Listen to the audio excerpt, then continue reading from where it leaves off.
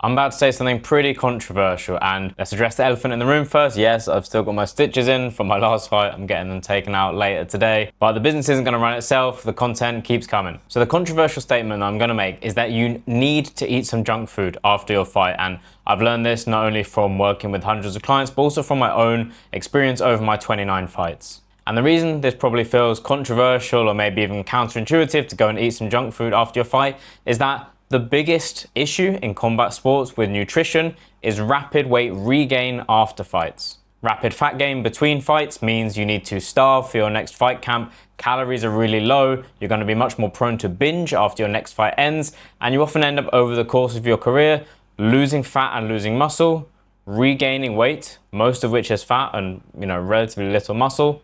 And that means that fight by fight, you're regaining more fat and losing muscle. So you end up progressively more fat and less muscled over the course of your fight career, which is not a good thing. So why the hell am I recommending that you actually go and eat some junk food after your fight? These two things seem completely at odds with each other. But trust me, there's method to the madness. So here's what I do myself, what I recommend to my clients, and exactly why I found this counterintuitive approach to actually lead to less fat gain between fights. So here's what I recommend. The first 3 or so days after the fight, zero holding back, eat whatever you want, do whatever you want. There are basically zero nutritional limits or restrictions on you. You will overeat, you will feel like crap, but at least you'll have got it out your system. And by day 3, you're gonna be sitting there on the sofa feeling bloated, feeling slow, lethargic and low energy, and you'll actually want to feel better and to eat better. Compare that to continuing to stick to a diet very similar to your fight camp diet. Even in my head, it's like PTSD burned into my memory. A couple of years back, I had 2 fights very close together. After the first fight, I won. I went home and I ate a healthy meal prep, one of those healthy meal prep meals that you order. Ate it out of the Tupperware after a fight. Didn't have a beer, didn't celebrate. Just went back home, had my sad, depressing meal prep. And that is etched in my memory as a negative experience. And again, even this year, I made this mistake myself. I had a family holiday in January and I had a potential fight lined up within a couple of weeks after getting back. So I was really restricted with my diet. I didn't overindulge. I didn't have any alcohol, not even a single drop on holiday. And the fight didn't even materialize. So I sacrificed all that enjoyment for basically nothing. And if you end up forcing yourself to eat clean year round and to be basically restricted with your nutrition year round, you're just going to end up resenting it. You're going to end up resenting healthy eating, resenting your sport, and you're going to burn out very quickly, as I found out myself. The most important factor in being able to manage your diet is intrinsic motivation. And intrinsic motivation just means motivation comes within. It comes from within yourself. So for example, you are intrinsically motivated to go and seek food, to seek water each day. If you fight because you want to prove to yourself or to be proud of yourself or something like that, that's intrinsic motivation. It comes from within. Extrinsic motivation is something that comes from an external source. So if you are fighting for the money, that's an extrinsic motivation. If you're doing it for the fame or whatever, it's an extrinsic source of motivation. But to be able to stick with your diet over the long term, you need intrinsic motivation. It needs to come from within. It can't be, okay, I'm going to stick to my diet because I want a 6-pack.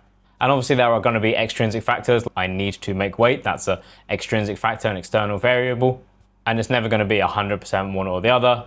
But the overarching motivation needs to be intrinsic. I'm going to stick to my diet because I want to perform my best. I want to show people what I'm capable of. Although, that's potentially extrinsic. You could say I want to show myself what I'm capable of. There we go.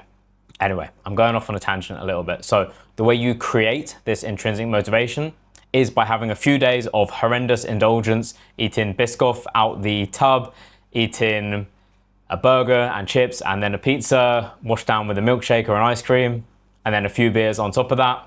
After that, trust me, you're gonna want to eat better because it will make you feel better as a result. And the reason I recommend 3 days, not 7 days of indulgence is I did used to recommend a full week break, but I found people were coming back way too heavy at the end of the week and then they were struggling to get back to a sensible walk around weight. I feel like 3 days, you can still get a decent amount of that need to indulge out your system without it resulting in excess weight gain. So I basically split up the week post-fight into 2 halves. The first half, do whatever you want, indulge. And the second half is okay, each day we're just trying to make it a little bit healthier than the previous day. So for example, on day one, you might say, right, I'm going to start adding in some more vegetables and actually have some fruits and vegetables and micronutrients in your diet.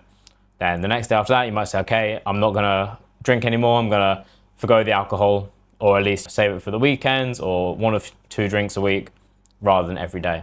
And then it might be, right, well, I'm going to still go out for dinner, but I'm going to cook my lunch and breakfast and start to prepare food myself. That second half of the week is just easing back into a more year-round style of eating. And I just found this works best. Balances, complete indulgence. You've had your period to get it all out of your system. And then you're also having that, right, ease back into a little bit more structured, a little bit more of a healthy year-round eating pattern. And I really want to set expectations as well. Your body is going to completely change in these first 3 days. You'll look worse, you'll feel worse, but this is the exact feeling you need to make you want to get back in the gym, get back to training, get back to eating a little bit better, and stop just constantly grazing on whatever food you have available. And importantly, a lot of that weight gain is going to be from water, refilled carb or glycogen stores, and gut contents. You eat more food, this food has more carbs, it has more food volume, it has more sodium. That makes you gain weight. And a lot of this water is stored under your skin. And even though it's not body fat, it is going to have a physical impact on the way you look. If you imagine like you've got your muscle here, then you've got your fat here. If a load of water comes in between them, you're not going to be able to see your muscles as much. You're not going to look as lean as defined. But once you do get back to consistent training, once you get back to eating a little bit healthier and a little bit more consistent with your eating and your training, then a decent amount of the extra water is going to be released, and you realize, oh, actually, I haven't undone all my hard work. I still look pretty decent, albeit, yes, not as lean as I was at the weigh-ins, but you don't want to sustain that level of leanness year round anyway. It's not possible or practical to do so.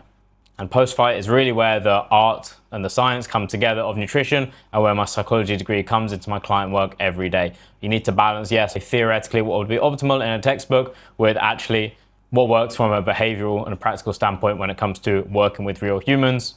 And that's not something you can get from a textbook. That's only something you can get from experiencing it yourself with my 29 fights, and also working with countless clients to help them through their own fights, to help them navigate their own struggles, not only in fight camp and the weight cut, but also after the fight as well. I do currently have space for a few new one-to-one nutrition coaching clients. I'll help you through your fight camp to lose weight while still performing your best, your fight week to cut weight and refuel so you step back in that ring or cage at 100%, and post-fight to manage your nutrition so you don't blow up in weight too much between fights. I probably should have mentioned this at the beginning, but I'm a professional fighter, a qualified sports nutritionist, and I've undergone a mentorship with the head of nutrition for the UFC Performance Institute. So if there's someone better to help you with your nutrition, then I'm yet to see them. Anyway, click the links below. There'll be free stuff, paid stuff. Check them out. And if you enjoyed this video, then I recommend you watch this video next.